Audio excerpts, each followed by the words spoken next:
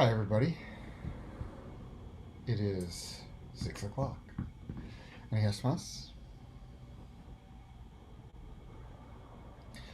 So I went through the archives and found this discussion that Curtis Sensei did back in 2011, July 29th, 2011. And it was entitled The One Point Discussion. And I'm going to read a couple paragraphs out of it to start with. So, our practice is very simply put to keep one point. In other words, I always say that one point is the gateway between these two worlds that Toy Sensei talks about, the relative self, relative mind, and what he calls absolute self or universal mind. So, this is the gateway, or the one point where these two worlds connect. And it's not that there is some object, one point. It's not like there's a truth that is the one point. Not like there's an object that is one point. And it's not just a concept. One point is our name for the way to experience this non separation between personal and universal. So, as such, it becomes the center of our practice, the very backbone. In other words, if we are not experiencing one point, which is this unification of the sense of personal and the sense of universal, then there is no way we can be experiencing reization. There's no way that we can have Shinshin Tuitsu, mind body unification. There's no way that we can experience a world where there is no separation between self and other, and therefore no struggle.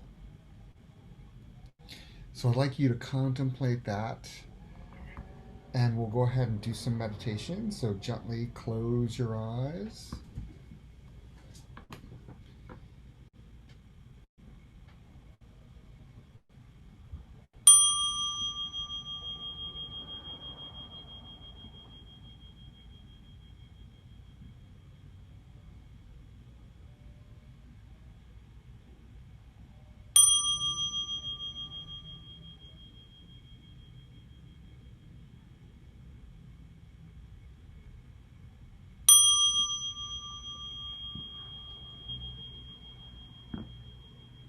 All right. So, when I was reading this, and since I use the term gateway, it reminded me of 2006. 2006,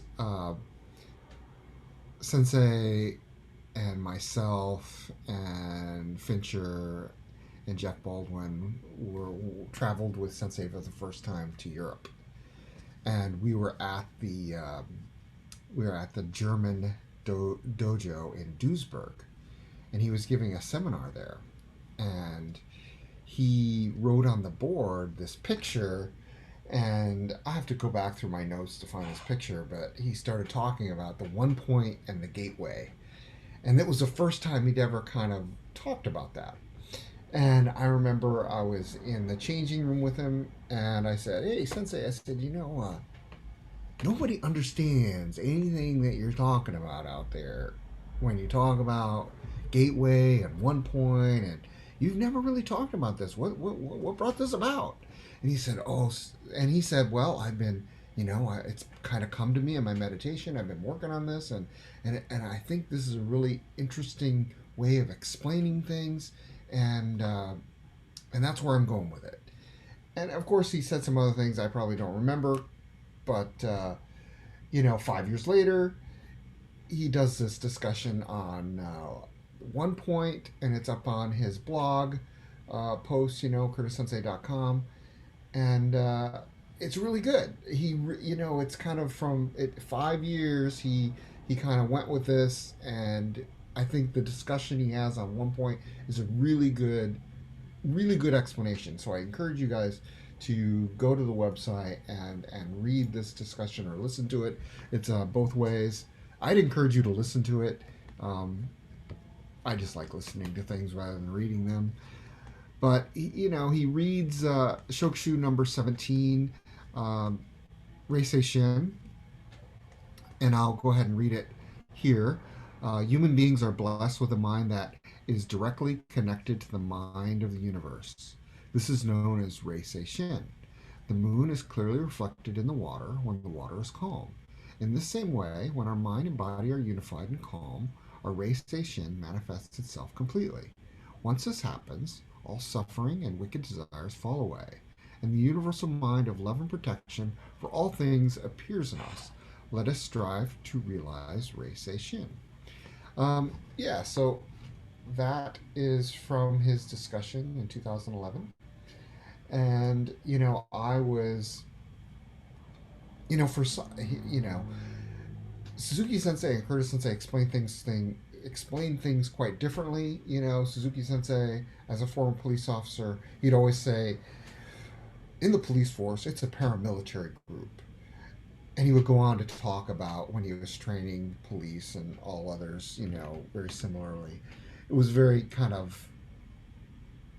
I related to it because I was in the Marine Corps, and the way he's taught was very similar to the way they taught in the military. I was attracted to that, and I really liked the way he would explain things. Now, Curtis Sensei, on the other hand, is not like that. He doesn't explain things. He has a very heavy influence from Suzuki Sensei, but he explained things quite differently. And I was in Charles Boyer Sensei's class on Sunday, and he was teaching a really good class. I'd encourage you to attend that class if you can. And he in the middle of the meditation, it kind of came to me. I said, if you're keeping one point, you have to be centered, you have to be open, and you have to be present. And it just came to me, and I went, cop. Oh, you have to police yourself. That's right. You have to police your own self. It's not the teacher that's training you, it's you that's training you. And if you police yourself by being centered, by being open, by being present, you'll definitely have one point. And I don't know where that came from. It just kind of came to me, and I thought that was very creative of myself. I was patting myself on the back, of course, but I thought, wow, that's a very interesting way of looking at it, And Curtis Sensei has always been, Tracy, you have to be more open, and he was always preaching on me to be more open, and he, of course, keeping one point is a big part of our training, and that's what kind of, I just kind of dug this out of the archives, and I'd like to get your guys' perspective on one point and being centered. And Fincher, I think we've got enough for one group that we can move with. So why don't you put people in groups, and we'll see where it goes from there.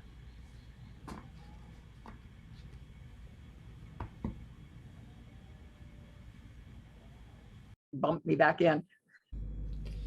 Well, who would like to start?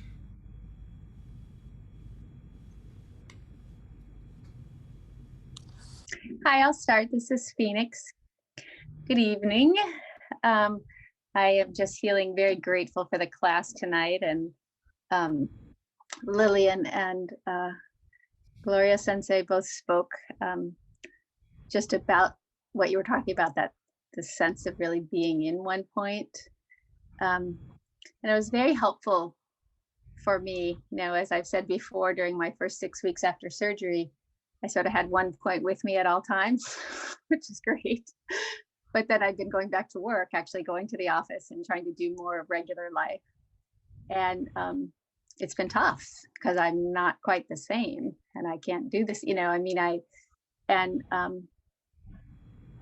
and I just, as soon as I start, even though I still sitting in the morning, et cetera, I think as I went back to sort of a normal circumstance, I was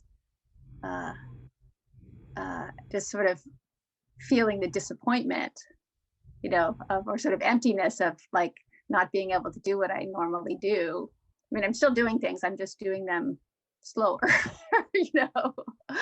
and just, again, just listening to them, it was like, oh yeah, it's just a choice, feeling morose about it is a choice, but I could stop that now, and just be grateful, like everything else, that this is the healing, this is healing process at work.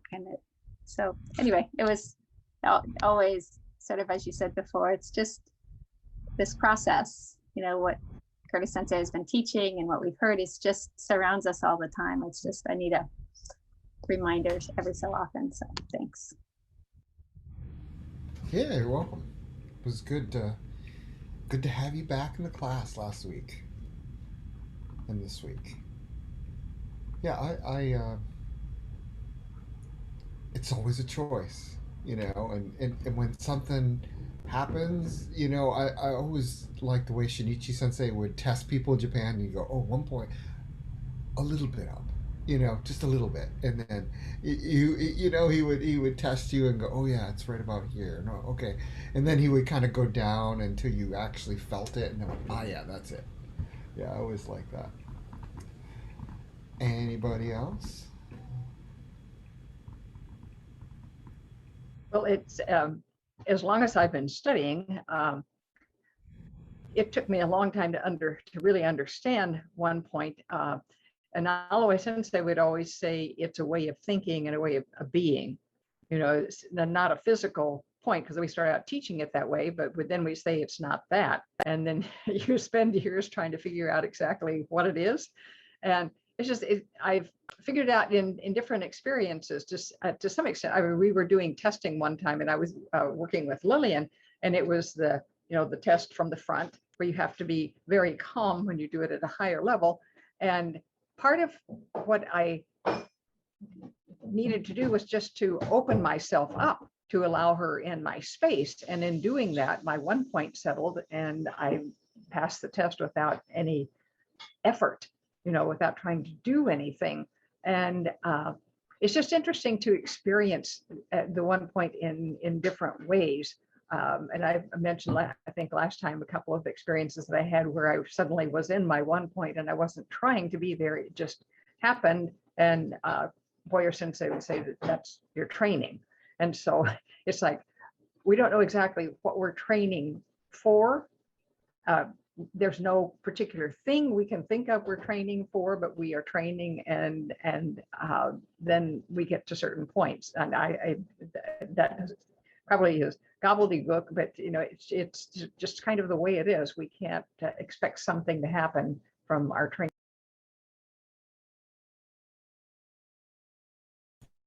Yeah, it's the training never ends. It's just we continue to train, and then we fall a little deeper into it, a little deeper into it, a little deeper into it. We become more and more open, ever present, and we have these ebbs and flows in our training, just like we do in our life, and it's just a matter of always coming back to that 1 point and going, oh yeah, this is where it is. Oh yeah. So, yeah. Anybody else? Hello, Sensei. I'm Hi, gonna Lilia. turn off my video so you can hear me. Sounds good. It's funny because everything that pertains to 1 point nowadays, we get into the meetings and everybody's talking a lot about on the mat sometimes. And maybe I should be talking more about how this affects me, in my training or on the mat. And yet, being on the mat is such a small part of my life in a way. I don't get to train all the time. When you have your own small little dojo, you're there doing the things you're doing or whatever. But for me, the real, you know, show and tell, if you will, is in everyday life. And Phoenix was talking about being tired, going to work and stuff. And I totally get that. That's when it's so easy to let your 1 point get lazy, is because when you're tired, everything seems rough sometimes. And so even when you're tired, to remind yourself, well, one, get some more rest, but two, 1 point is always with us as long as we choose it to be there, right? It's when we choose not to be in 1 point. Otherwise, it's always there. And, even lately, there's been some days where I've been tired and, and I can tell I'm tired because I'll go, oh God, I wish so-and-so would do this because, I need some help. But yet that's not what it's about. It doesn't matter what anybody else is doing. All that matters is, am I doing what I can do? Am I in one point? That's all that matters. Nobody else, what they're doing, only me being there. And that's been the real proof in the pudding for me, is not just the pandemic, life in general, things that are going on. It seems like for a lot of people, believe it or not, that I've talked to, the pandemic is just a sideshow to some of the challenges going on in life. Everybody I'm talking to is having surgeries or other problems, so the pandemic's part of it, but it's not the pony show. So to me, the proof in the pudding really is, how are we handling everything? And this one point that we've been training in, I was saying I'm so grateful for all the support, and for having, of course, Curtis Sensei as our teacher and Tohei Sensei as our teacher, but so many people around and so many things to help support us. That is, as long as we're open, then we already know we're supported all the time. So I guess that's sort of where I was talking from today. Yeah, I agree. And as a teacher, as an instructor, as you grow more, that's your primary duty, is to support. It's not to teach. It's not to do stuff for them. It's to support them, and give them the tools that they need. Yeah, and the life train doesn't stop. Just because something happens, the life train keeps on going along. I mean, and it's still moving, and you can either choose to be with it and be in universal mind, or not. I think that's you know one of the teachers that Curtis Sensei follows and I follow. He said, think about how much you train. You meditate. You dedicate a small minutia percentage to meditation. Even if it's 1 hour a day, there's still 23 more hours.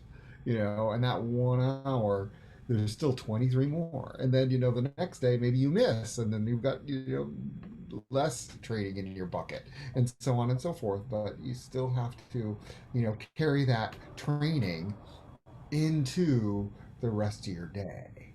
And how do you and if you're training and you're in one point, that is contagious off other people.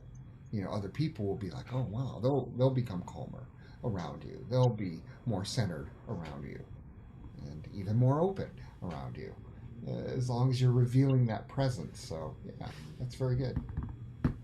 Thank you. Well, Fincher, thank you, Lillian. Fincher, you're the last one left, maybe. What you got?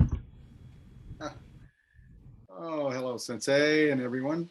Well, I did join the group late, but I did have to mention what we were talking about in the Europe trip, and Sensei's teaching with that diagram. And I had to share that you did suggest an alteration in his diagram so that it could be a little bit clearer to the students. Oh yes, of course, that's me. That was my way of being back. Yes, I had to. Sensei, you can actually draw this a little better. Let me show you. Which, of course, I'm glad he didn't. Yeah, but it was a good discussion because I think most of us share this idea that you don't really arrive at you don't really grab the ring, so to speak, on the merry-go-round. It just keeps going around, and you just have to keep reaching and applying and looking and deciding to train, both in formally and in your day as you apply it. So I think that was a consensus, I think, of most of our discussions. Yeah, good. Well, I enjoyed this discussion. This was fun.